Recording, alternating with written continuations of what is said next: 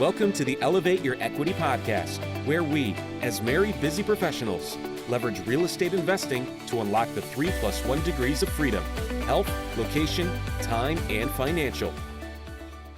Hello, everyone, and welcome back to the Elevate Your Equity podcast. Today is a very special type of podcast episode because today we're talking about our 100th episode, which is incredible to think about, and we're just super excited to be able to share this moment with you. What do you think about 100 episodes? I can't even believe it. I remember when we were recording or getting ready to record our very first one, and I was so nervous.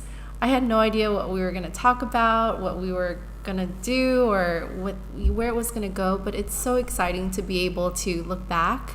And it's been about how long now? About a year or so since our first episode. And I'm really proud of us and everything that has happened and all of the wonderful experiences that has transpired and all the growth. Yeah, it's been an amazing, actually, come to think about it, it's been about 18 months, right? Because I believe we started back in like January, February of 2020, I think, in the middle of the pandemic, or as it was picking up steam. So really excited to be able to share this special moment with you guys. And since we last gave an update on one of our episodes, it's been about 2 months. And so what we wanted to do is we wanted to update you and celebrate with you on all of the different things that have happened to us since podcast episode 0 and episode number 1.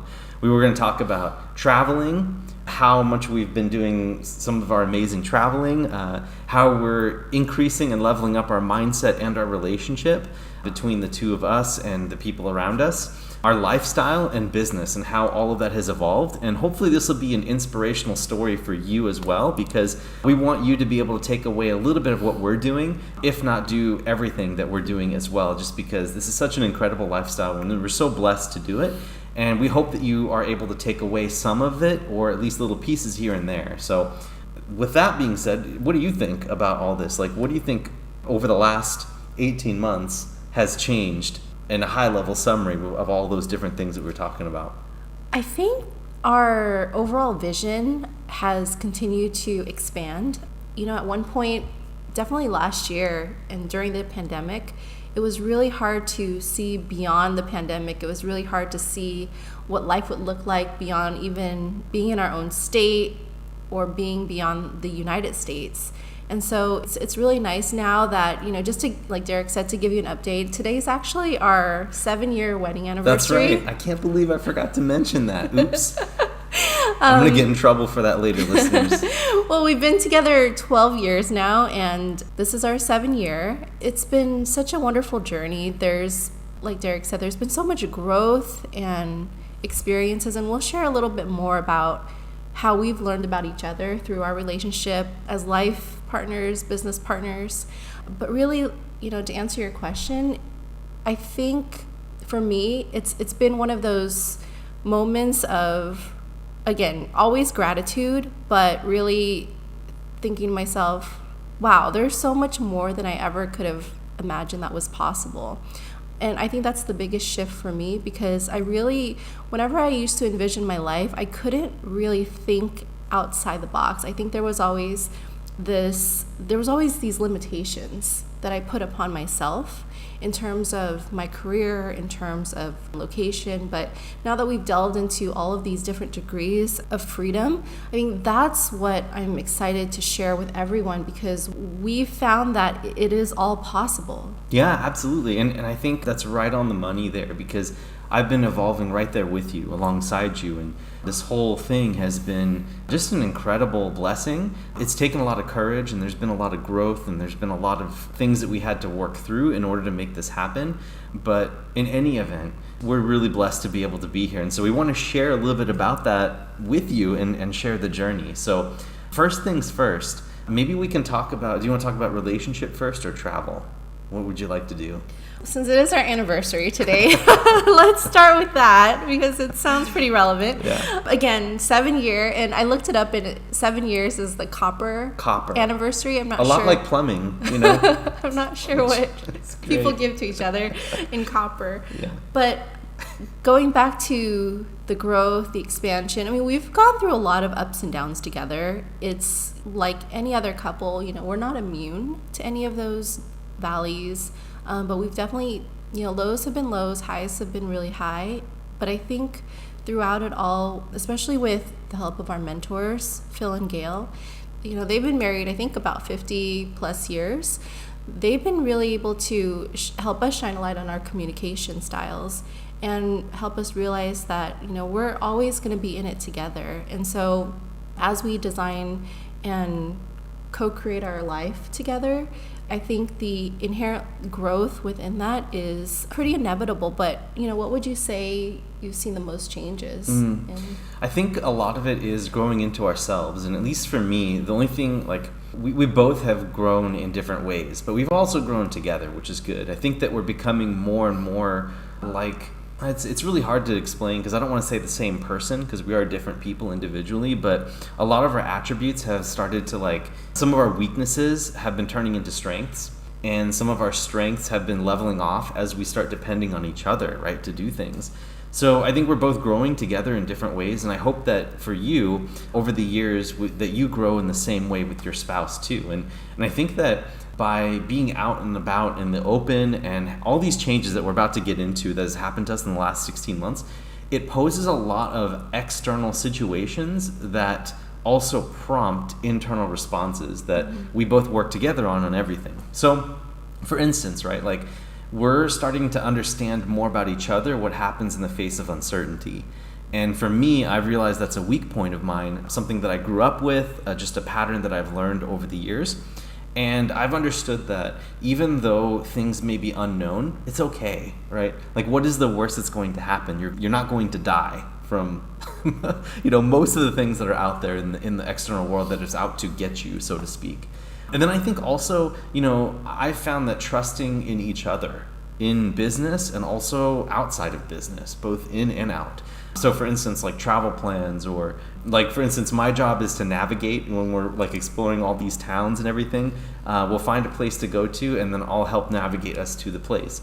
Sophie is really good at finding great Airbnbs to stay at. She's really good at finding excellent restaurants, and so we've just known to depend on each other. And there's a really cool dialogue that happens every time we have something like that, and it gives us a chance to learn more about each other, right? Because it's always an evolving thing. People change from moment to moment, and so we're embracing that in the presence, right? Being there next to each other. I think it's also worthwhile to mention that, we are actually quite opposite, but quite complementary in our personalities. And so our values at the core are very aligned. However, our personalities, like Derek, he's very practical. He can be very linear, and he knows what he wants, and he hits that destination. But for me, it's a little bit more about, okay, well, if I'm going to get lost, I'll get to my destination eventually, but the navigation aspect to get there there's a little bit more detour. Maybe there's a little bit more, I tend to take the scenic route, maybe accidentally, because I don't plan as well as he does. But I think that lends itself very well to helping us learn from each other and helping us understand that we have these strengths that to the other person, it could actually seem like weak links or whatever, but I think that, like Derek said, we've grown into each other a lot. We've grown together. We've strengthened areas that may have not been very strong before, and have been able to widen our horizons and our perspectives. Yeah, and also get a healthy respect for one another. Even though we may think differently, we both respect each other's talents and ways of thinking. So I think that's an important thing to learn. And even though I knew that was appropriate, I didn't really, up until the last year or so, I didn't really step into that and really act on it, right? And so the business growth for both Sophie and I, because she has her business too, has necessitated us to work together inside and outside of the business. And I encourage you listeners also to think about that, right? Whether or not your spouse is going to be with you actively inside the business, maybe they can do something passively, or take care of the kids, or create a physical space for you to be able to do your work that's away from everything else so you can concentrate. all those little things that happen on a day-to-day basis. It's not easy, but the consistency is really going to help get you there. And when we've been traveling, we've learned so much about each other through all these little changes, right? Like what happens under stress, right? Like what happens if a flight is delayed and it's our connecting flight, or what happens, when things aren't quite like we thought it was in the Airbnb listing. Like what do we do? How do we adjust? And some of us, like one of us will get emotional about a certain thing, and then the other will step in to help like calm everything down. And in the end, we always figure it out. And so it's that give and take dynamic that we bring into our businesses to help figure out like how we're going to solve problems, or when we're getting stuck or we need support. We're there for each other, and we have that backdrop of all of the things that have happened on the personal life that's been incredible changes. So I would say for our relationship, it's gotten a lot stronger as it does every single year. And of course, I'm always looking forward to the next year that we have together, just because we don't know what the future is going to bring. And we both trust in ourselves and each other that as long as we're together, the next year is just going to be better. Even if financially we're less off, or if we're in a different place, like physically, we know that relationships and growth and mindset, those are really the things that matter. And in the end, wherever your mindset goes, that's where your external world will go too. Mm-hmm. Absolutely. And so, like Derek said, it's been 2 months since our last update. And, since the last time that we sat down together to record a podcast was actually at Derek's mom and dad's house in Colorado Springs. Yeah. And so it was a while ago. Since then, we've been in Portugal. We spent a month in Costa Rica, which is just a gorgeous, beautiful coastal town in Portugal. Again, Portugal was never on our radar. Right, it wasn't. And as a matter of fact, like while Sophie tells you the story, for our YouTube listeners, we're going to give you guys an extra bonus, because I'm going to share my screen and you guys will be able to actually see a few of the videos that we've taken of the surrounding areas that we haven't yet shared with anyone. So if you want to see that, please head over to the YouTube channel that we have. So just type us into YouTube, which is Elevate Your Equity Podcast, and you should see us there. And then please like and subscribe there so you'll get alerted of any future videos that come out. But anyway, go ahead. So I'm going to let Sophie take that away as we switch over. Awesome. So, like I said, we were in Costa Rica, and it's a beautiful coastal town. It's probably one of the best areas for surfing. And we decided to spend a month there because we just wanted to get our bearings and really feel what it was like to live in a European city. So Costa Rica is one of the most beautiful coastal towns in Portugal.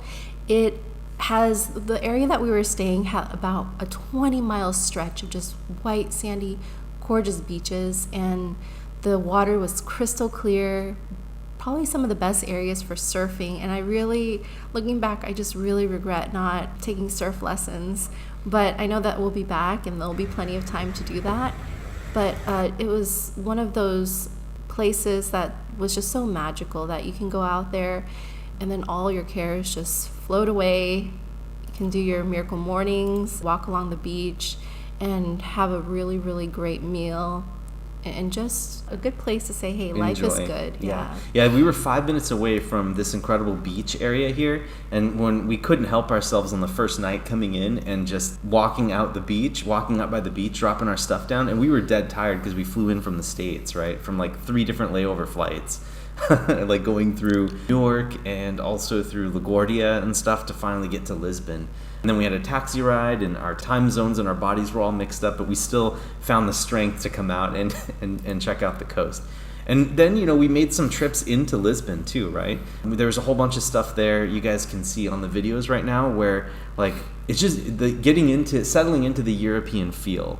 There's like these really cool trams, you have all the historic like monuments, and really like our first taste of incredible food, including like in between sightseeing. Like we would go out there and we'd spend like half a day to a full day just walking around for the first couple of weekends, seeing everything there is to see, finding random spots that were just really cool. Something that you guys would randomly do too if you had like a month or a month and a half in a town, right? Or in a city. So we really like that. We fumbled around a little bit with our cash, like trying to find euros, right? And paying things with credit cards and stuff like that, and how to get euros with the least amount of transaction fees and get cash and stuff like that.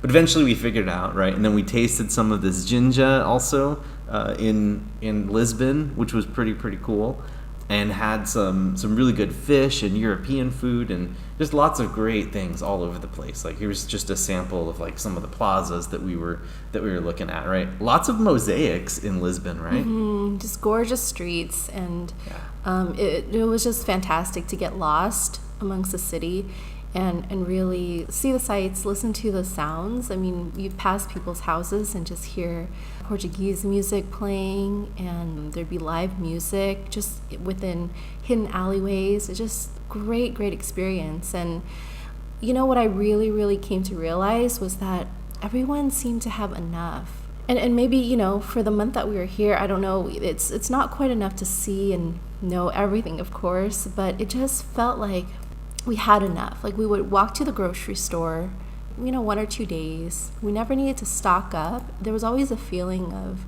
if we need it, it'll be there.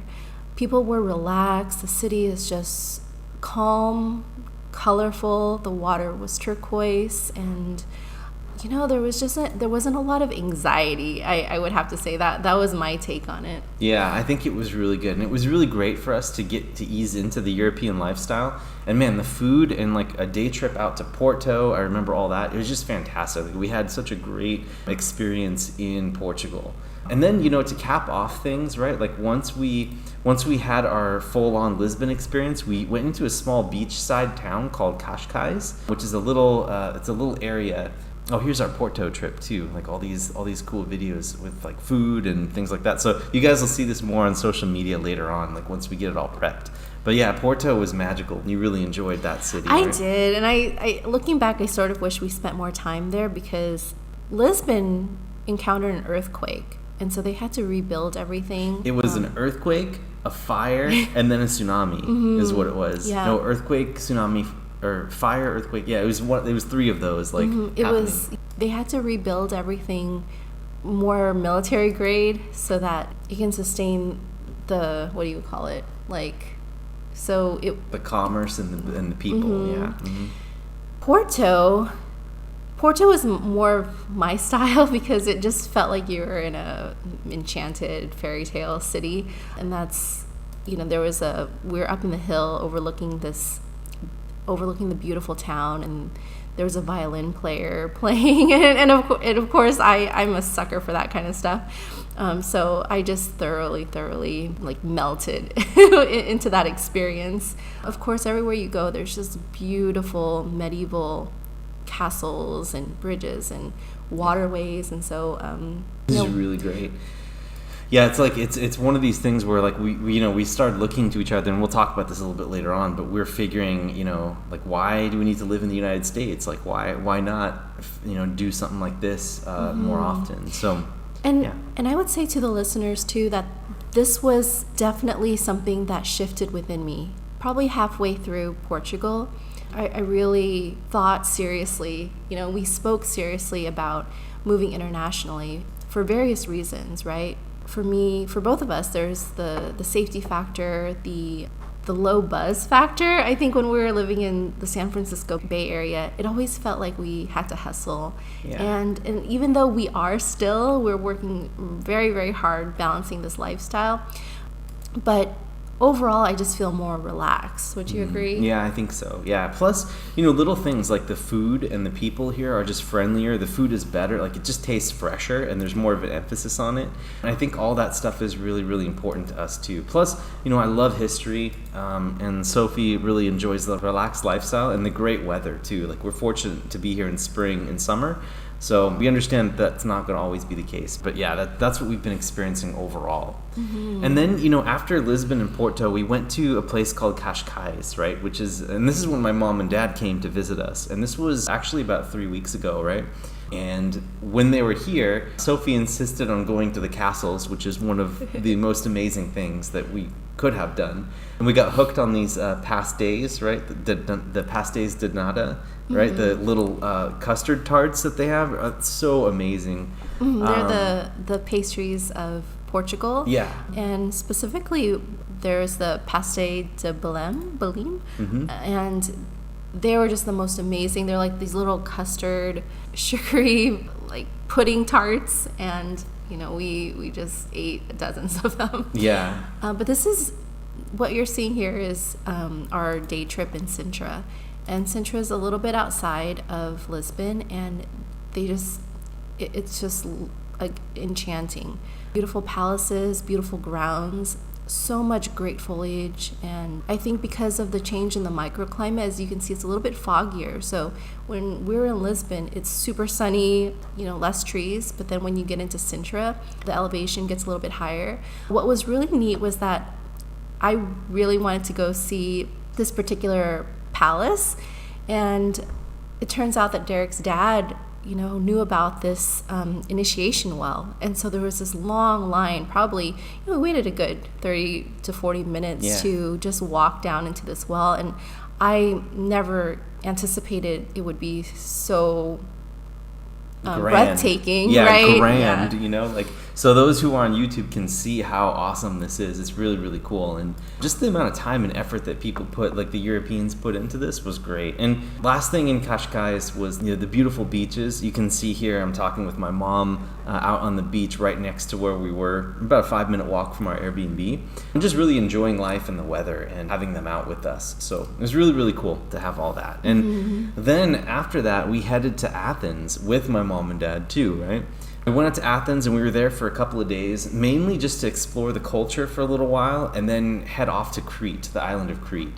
And so Athens was magical. Like there's, we did a day tour, right? We experienced some of the archaeological sites that were there. This is the Acropolis right there at nighttime. We were up in the Acropolis during the daytime, sweating along with a lot of the other people in the area, but really taking in some of the incredible history that Athens had. Like the cool thing that I found about Athens is that it's one of those places where you have very little, like there's very, very little things that didn't cross like Athens at one point in history. All of the language and culture and art and like democracy, the birth of democracy and building innovation and construction, all that happened in Athens at the same time and was the epicenter of everything happening in the world at one place for a couple hundred years. And so it was really cool to see all that, and all of these Greek and Latin roots for the words that we're using to this day and being dispersed out to the rest of the world all happened here in this place. And so I think it was super cool to have that history and to be able to see everything happening here. So Greece is definitely one of those candidates of places that we may end up living. Absolutely. I couldn't agree more, especially because, again, just another magical place. And Derek, he's such a big history buff, and he loves learning about rise and falls of civilizations, whereas I love listening to more like Greek mythology and the stories around it, and so it melded really well. And I definitely learned a lot about the history as well. And so we actually were able to, after Athens, we went to Crete. Crete was a whole world on its own.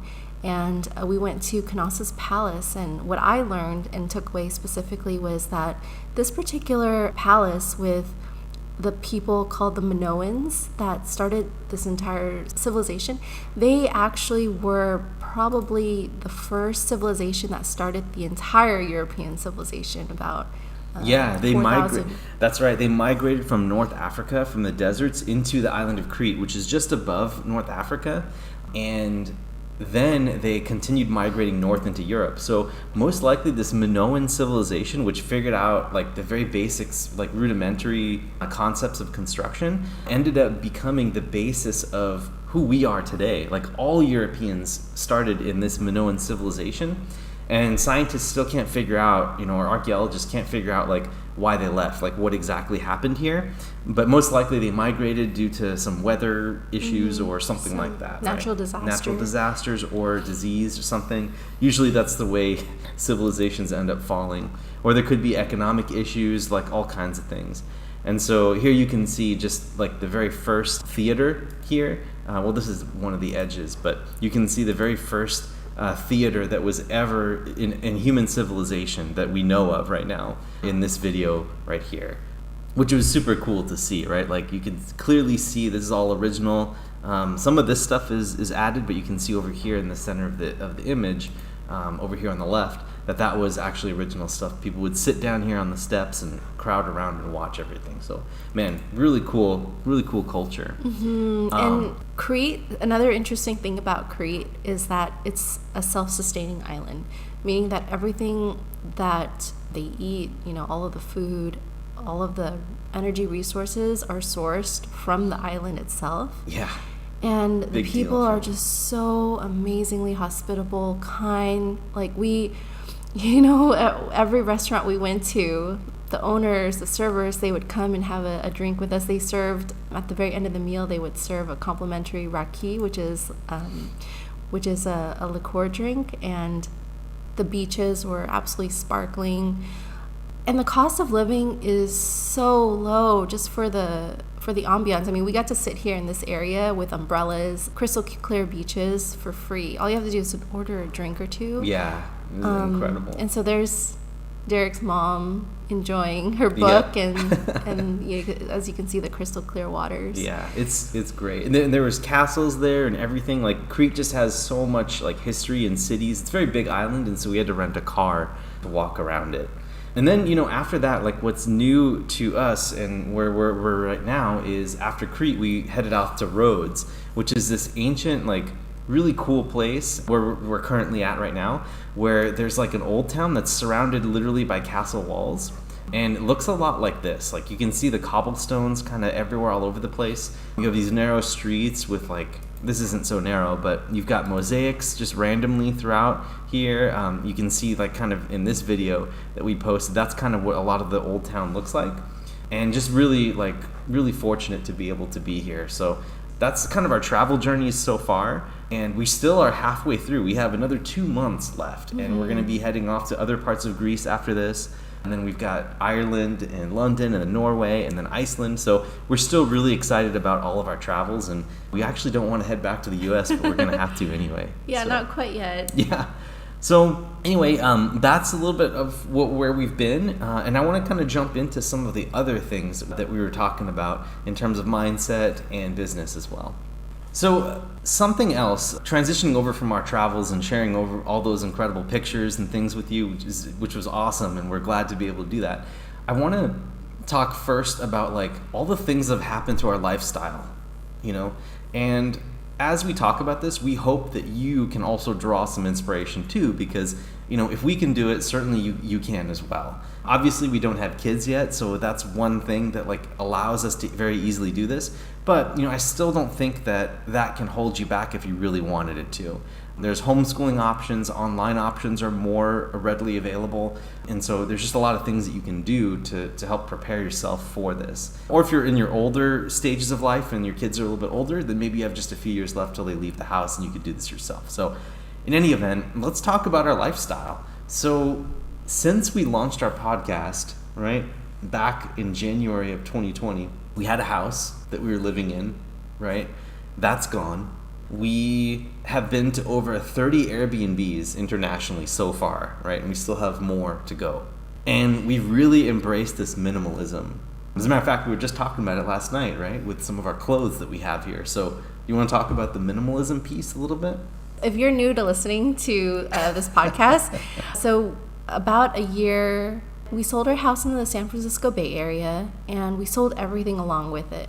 So everything that we owned ended up in a 10 by 10 storage unit. But then we ended up just getting rid of that mostly and then giving everything away. So currently we only have probably 2 or 3 suitcases worth of belongings. And I think we've done so successfully was we just tried to travel Europe for 4 months with just carry-on suitcases and backpacks. Yep. And come to realize too that that's even too much. So last night we went through all of our clothes in our carry-on and got rid of some stuff because there were some things that we hadn't worn in 2 months and we've just been carrying it around with us. So I think this aspect of letting go, and it's so symbolic in many ways because it's representative of what we've let go of, things that we've probably been carrying with us unconsciously. And maybe this is something for you to think about as well. Like, what have you been carrying around, whether it be emotionally, physically, that really doesn't necessarily serve a purpose anymore. So that might be something to reflect on, and perhaps experimenting with what it feels like to let go. Because when we've let go of the things, really we haven't thought about how we've missed it. It's interesting because as you're purging, as you're reflecting on things, it's really easy to say, well, I might use that, or and if you think about it, that's the same with our mindset or with our thoughts. Like, we hold on to a lot of unnecessary baggage. So we're actually, we got rid of another bag of clothes that we haven't worn, and it just feels so good to be able to shed even more, and to know that we, all we need is ourselves, and the experiences matter so much more than collecting little knickknacks here and there. So that's been really good. Yeah, it has. I couldn't agree with you more there. And I think that minimalism piece, like, if you allow space in your life, like, it's weird how physically, if you take stuff away, right, and you create this space so it's just you and your essential possessions, it's amazing, like, how that correlates with the mental space that opens up. I don't know how to explain it, but that's what we've been finding. And we've been working remote, both of us, for about 1.5 years now, and we haven't found any downside. Well, there's been some downsides, like Wi-Fi connections, power outages, things like that. But honestly, like, if you were to look at being in an office versus the things that we're doing right now, like, this wins hands down. So I think that's been really cool. And I guess going back to the minimalism piece, I forgot to mention this too. Like, one thing that, like, I realized having my parents with us, right? Like, they were really worried about their pets at home. With us, we don't even have a house at home to worry about. We don't have anything that needs our support or ongoing support back at home, except for the things that we're constantly checking on, which is our businesses and our clients and our properties and things like that, which we have help with, right? We've got partners that are going to help us in their roles with all of these things. And we're realizing that the tethers that you have can really affect the experience in the moment. And really, in the moment is all we have. That's all we have. And so if you're tethered to things that are so far away and you have no control over it and you're distracted, it's going to cloud the current moment. And so, we saw that with my parents being here. They had pets at home that they were worried about, and long story there, but basically it's just really great to be able to live this lifestyle without having any attachments, Yeah. And going back to the working remotely, I think that's something that we're just so fortunate to be able to have. We speak about this all the time in terms of the decision that Derek made in terms of leaving his W-2 and the ability to leave the W-2, because not everyone has that. But if you do have the luxury, the ability to work remotely, highly, highly recommend it, just because it gives you time, flexibility. And I think what we've gotten back was our ability to connect with each other, because we've merged a lot of our business, our career, even with what I'm doing. So I'll share a little bit about what I'm doing now. I have a virtual medical practice, but even that, it's always about getting deeper and deeper into the layers of what more you can let go of, right?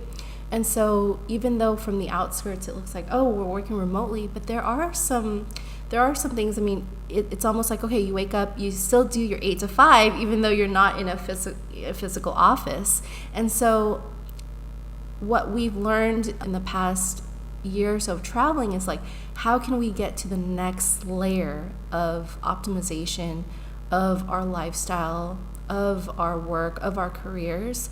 And for me, I had the wonderful opportunity to join an amazing company as one of their medical advisors. The company's called Own It, and what I'm doing with them is just basically reviewing lab results and consulting.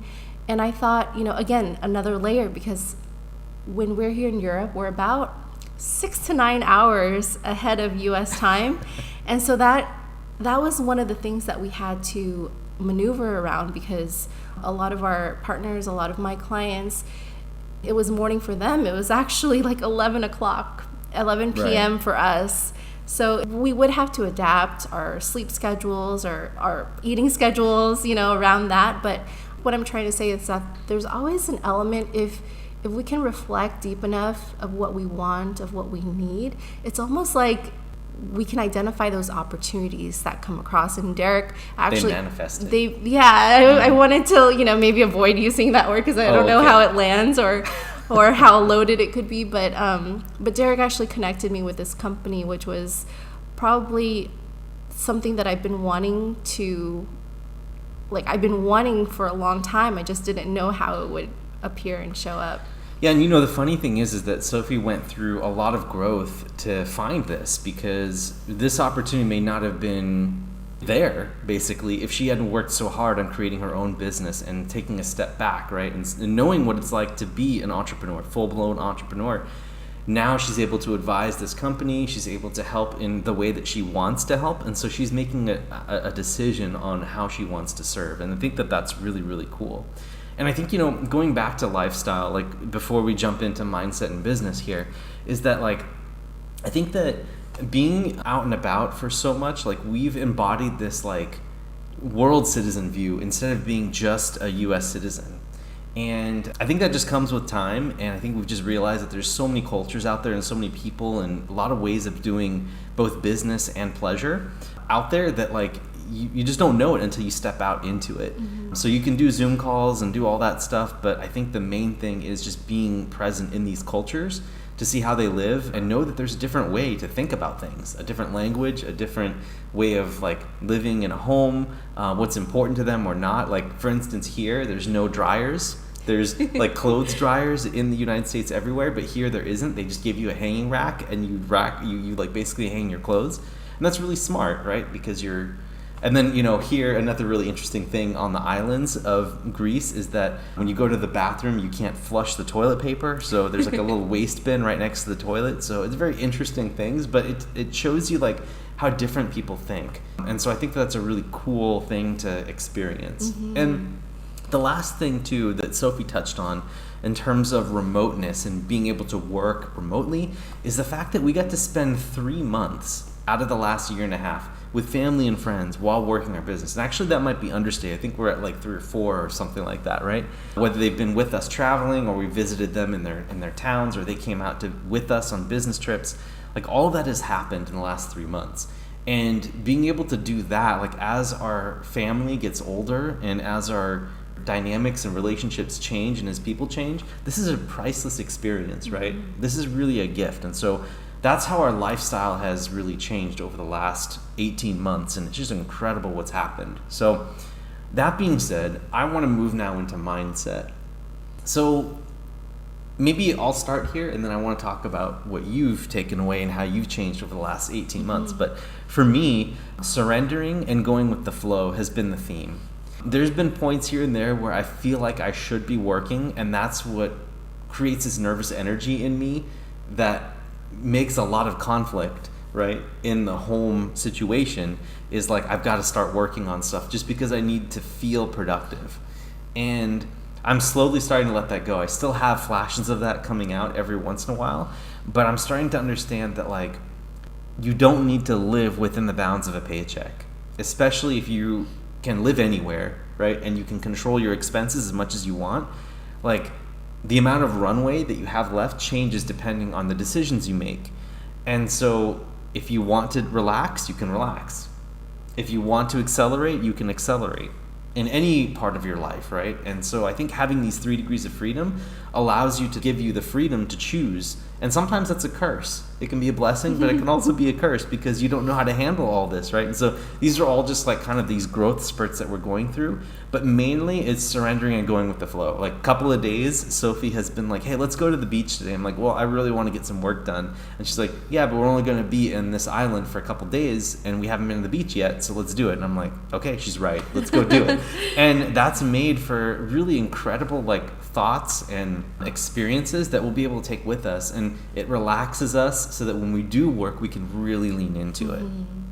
Absolutely. Yeah. And we're a lot more productive when we do come back, because I think a lot of the energy that was spent with worrying, that kind of gets wasted. And even when we're in the water at the beach, Derek said, it's a lot easier to just, go with the wave versus trying to fight it, because the wave will. Yeah, that was while we were in the ocean, and I was like trying to like swim into the waves or try to like get my head above the water. And then once I realized that you just move with the wave, it's so much easier. You just relax and your head moves up with the water instead of you trying to fight into it. So it was a really cool metaphor. It's so symbolic of our personalities too. I agree. Yeah, and I think going back to the balance piece, a lot of people can argue that perhaps there is no such thing as balance. And perhaps there is. For everyone it's a little bit different. And what I found for myself is that I love going out, really seeing where we are, enjoying our surroundings. For lack of a better phrase, like you play hard and you work hard. And that's given me the most fulfillment, because I don't think that I could sit on the beach and just do nothing, just for exist for days on end. I don't think that I could, that I could feel that I'm giving back to the world. So that's something that I definitely recognize. I know that when we all work so hard, it's really easy to say, oh my gosh, I'm gonna just lay on the beach for a month on end and do nothing. But really, that's not sustainable either, and I don't think that is emotionally satisfying. And I just wanted to touch on what Derek said earlier about being a world citizen, challenging our notion of living in the United States. When we're here in Europe, I think, so let me back up. When we were in the United States, we felt like we had to have a certain amount of money, a runway to be able to survive. Mm-hmm. That's really not the reality for Europe, because you can survive and live a very great life on very little, right? And when I say little, it's relative to United States, but again, it's about learning a different way to exist, seeing all these different cultures, experiencing how they find fulfillment and wellness and health, and I think for me, it's a different way to exist. And so I think there's an Albert Einstein quote where, you can't solve the problems with the same mindset that created them. And it really did take a pattern interruption as drastic as this, in terms of like leaving the country and working remotely and trying to just disassemble our lives and our conditioned lives, and then recondition and rebuild in a way that helps us find more alignment. So I think that's the mindset piece that that's really grown within me.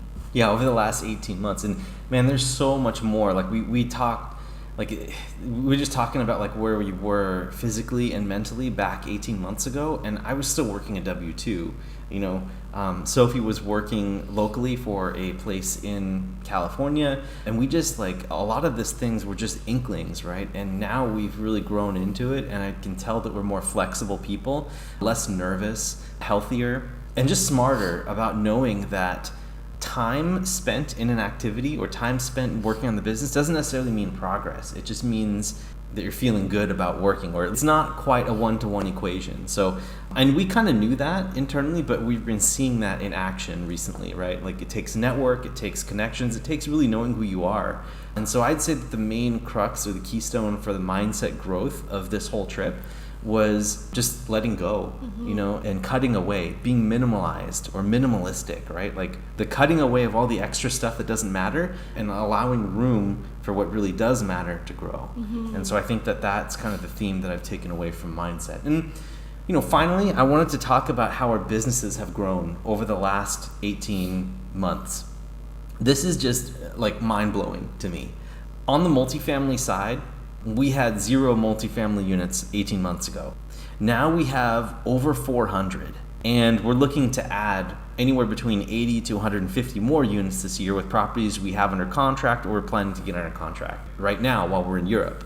And that's just incredible to me, because I thought it was going to take me 10 years to get the number of units that I'm at right now. And so it just goes to show you that we really underestimate what we can achieve, in a certain amount of time period. And so I really encourage you guys to think about a 3-year vision and don't be shy, because if you really work at it for 1 year, look what's happened to us in 18 months. And the next 18 months, like if the trajectory keeps continuing in that path, like I don't even know what's going to happen, right? Like it's just impossible to tell. And thank you to Dan Sullivan for writing The Gap and the Gain, because that's what's really been kind of this linchpin to help us realize where we've been versus looking at what we're lacking and where we're going. And so that mindset has really helped us figure out like, oh, we should just be here with us. Don't compare yourself to other people and just do it and just get it done. For me, I've also been focusing a lot on systems, back-end processes to automate things, and then really getting involved in a bunch of community events. Like part of this whole travel thing is that we got to meet a bunch of people and go drive to where these events are and just hit like 3 or 4 like seminars or 5 seminars in the last like eight months or something. And that's been really fun. So networking and growing and having that freedom to be able to move about from place to place has really, really helped out. And as your network grows, like everything else in your business grows too. And then, of course, we hired our first employee. So I know that he's listening to this right now. So thank you for everything you do. You're an awesome, awesome person. We really appreciate you.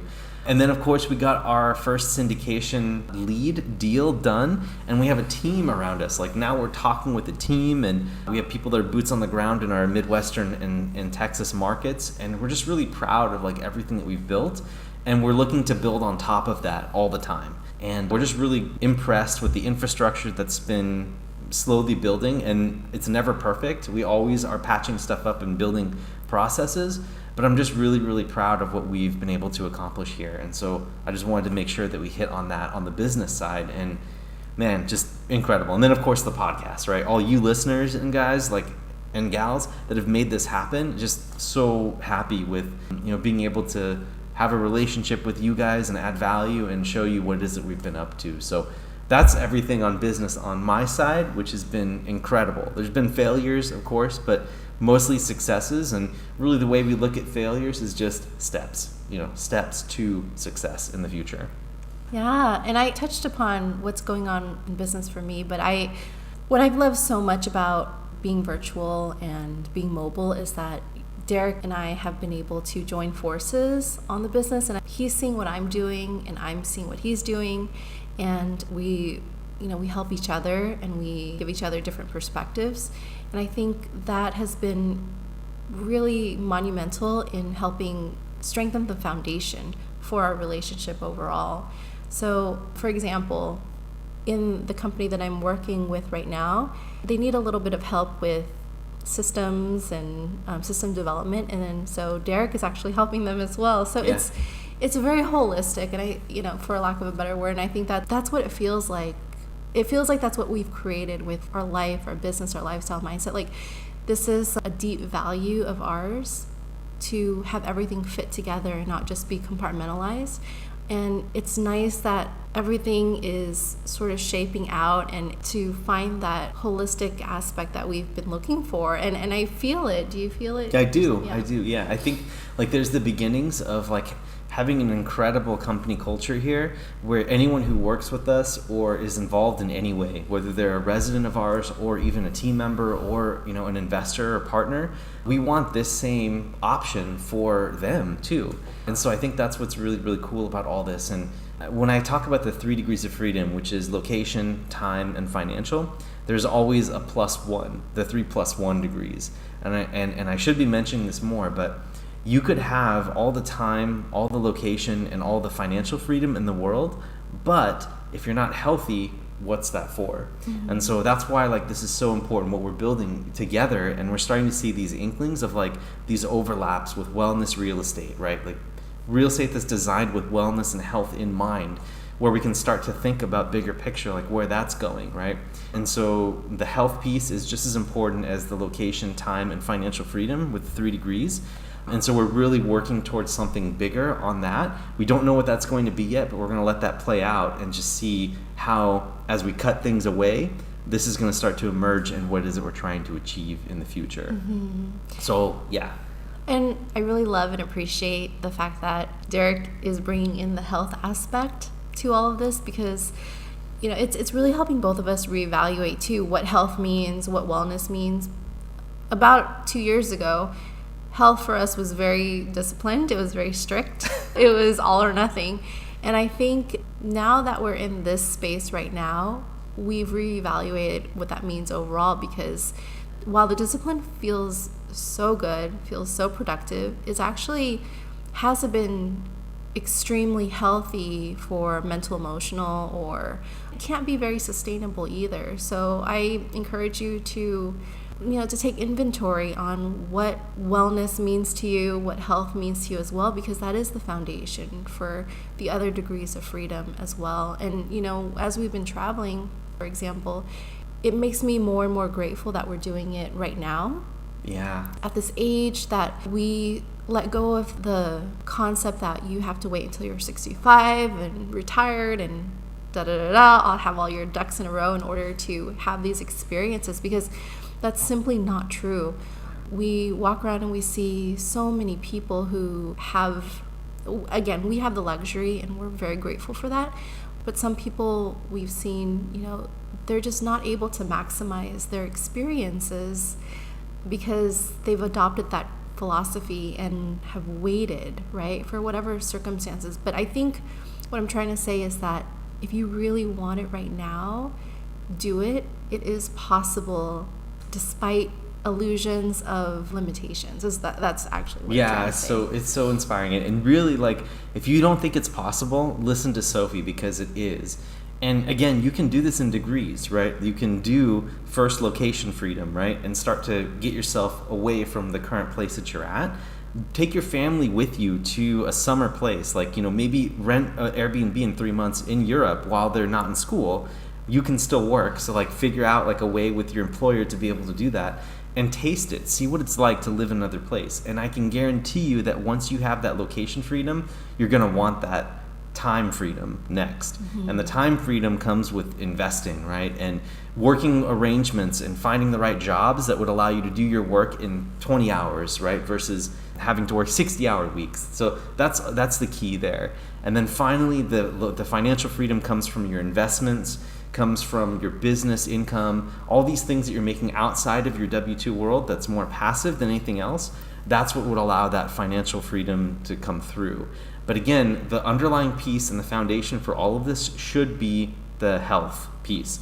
Because what good is building these degrees of freedom if you don't have the ability to enjoy any of them, if you don't have the mental health, if you don't have the physical health to be able to walk around and enjoy all the things you've created. So please don't lose the forest through the trees. And that's something that I have been struggling with, and Sophie's been super helpful in reminding me of. That's really important. And, I think we've had a great time celebrating with you guys here on all of this, from the mindset, the lifestyle, the business growth, the travel, the relationship pieces, all these things that are really important to us. But I want to leave you with one thing left, and then maybe Sophie has some closing comments here too. But I want to talk really quick about the 4 C's. So we have the 3 degrees of freedom plus the 1 degree, which is the health piece, right? That's the foundation. But how do you get those things? So if you're looking to try to create these degrees of freedom and don't know how to do it, the 4 C's is the way to do that. That's how you get there. And the 4 C's are: first, clarity; second, consistency; third, coaching; and fourth, community. You notice they all start with the C, and they're all important. And the way that you tackle these can be anything. It's however you work these, any one piece of these C's that you feel most drawn to, lean into that, and then guess what? The other 3 C's are going to follow suit after that. So for clarity, if you really are into clarity and goal setting, if you know exactly what you want, then the consistency, coaching, and community is going to follow that, because you're so driven and understanding what it is that you want to do in life, right? So being clear, having clear visualizations of what you and your spouse want out of life and how to get there, and visualizing it. Actually, not even how to get there. If you just visualize it, your brain's going to figure out ways to get there. It may not be real estate investing. It may be starting a business or a franchise, or it may be really leaning into your job. That's okay too. Whatever it is, just be really clear about what the end result is, and let your subconscious and the people around you get to work on it, and be patient, right? That's the clarity piece. Consistency was the thing that I leaned into. And unfortunately for Sophie, it took a lot of my time, but I was the person who basically set up an hour every single day being consistent at working my craft, understanding how real estate investing worked, finding people to talk to, right? Doing research. Like, that's just very in tune with my engineering personality, and that's what I did in order to help get the other 3 C's up, right? Is I was really focused on that consistency piece and doing what I need to do, very regimented and structured. That's just me. Number 3 is coaching. If you are committed to finding a coach out there, right, they will tell you what it is that you need to do, and they'll introduce you to a community and help you with consistency by holding you accountable and then being clear and having very consistent goals. So if you hire a coach, right, you're already committed because you're paying money for it and putting time and effort into it. So the coaching piece is also one way to lead. And the final C, if you have a community of people around you, you are the sum of the people that you spend the most time around, right? So if you find yourself in a community that is real estate investing or wealth oriented or mindset growth oriented, eventually you're going to feel a little bit of peer pressure to kind of like be a member of that group, aren't you? Even if you're going to RIAs, if you're going to local meetups, right? Meeting people that are already investing, you're going to feel like a really small fish in a big pond. And I think what you're going to end up finding out is that the peer pressure for you to try to grow and to be a bigger investor and person and business person is going to help lead you to be more clear in your goals, be consistent on getting them, and finding coaches, right, or mentors inside that community. So I think those 4 C's, if you're feeling stuck in creating the 3 degrees of freedom, it's going to take time and effort and energy, but lean in. Pick one of those C's that you know is really going to move the needle for you, and the other 3 will automatically happen. It just is the way that it is. And so again, for me, it was consistency. Other people, it's clarity, being really clear on the goals, and then just like figuring out ways to get there. And for others, it's community or getting coaches. And I just say to you guys, first of all, thank you so much for listening to 100 episodes of our podcast. It's so incredible. And just being really, really part of our family, and just want to thank you for that. So anyway, that's my final piece. I don't know if Sophie has anything to add or take away. Again, just extremely grateful, and thank you so much for listening to what feels like sometimes just ramblings and mental downloads, but we just really appreciate you being on this journey, following and witnessing our journey as we experience this. And it is our deepest, deepest honor and passion to be able to help you if you want to experience a similar type of lifestyle. So please feel free to reach out to us anytime. We're always here, and we love talking and helping everyone. Absolutely.